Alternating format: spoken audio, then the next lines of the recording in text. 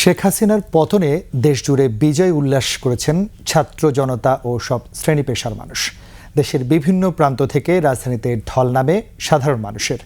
উল্লাসের মাধ্যমে আওয়ামী লীগের প্রতি ক্ষোভ জানান তারা। বিস্তারিত আহমদ বাবুর রিপোর্টে।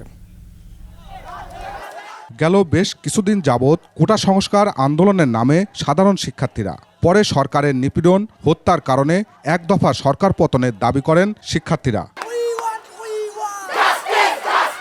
এরপর 5 August long march to Dhaka সফল করতে আহ্বান করেন শিক্ষার্থীরা। এর ফলে সোমবার সকাল থেকে রাজধানীমুখী হয় দেশের বিভিন্ন প্রান্ত থেকে ঢাকায় আসা সাধারণ মানুষ। দুপুরে শেখ হাসিনার পদত্যাগের পর উল্লাস করে রাস্তায় নেমে আসে সাধারণ মানুষ। তবে সবাইকে ধৈর্য ধরার আহ্বান জানান তারা। এই বিজয় পেয়ে আমরা যাতে আমাদের দেশের জনগণের জাতির জানমাল কিছুর ক্ষতি না করি সেদিকে খেয়াল রাখবো। আর আমরা যাতে এই বিজয় পেয়ে এই বিজয় আমাদেরকে যিনি দিয়েছেন সেই সৃষ্টিকর্তাকে না ভুলে যাই।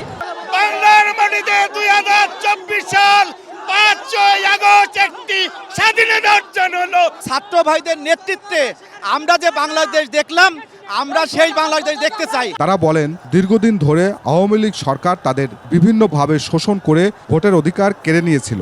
দেশের মানুষ মুক্ত হয়েছে বলে মন্তব্য করেন রাস্তায় নামা সাধারণ মানুষ। ঢাকা বিশ্ববিদ্যালয় দেখিয়ে দিয়েছে আজকে আমাদের 24-এ আবার এই বাংলাদেশ স্বাধীন হয়েছে। আমরা 24-এর মুক্তিযুদ্ধ দেখেছি, আমরা সবাই 24-এর মুক্তিযোদ্ধা। আগামী দিনে নতুন বাংলাদেশ গড়ার অঙ্গীকার করেন জনতা। আহমদ বাবু, 21 টেলিভিশন, ঢাকা।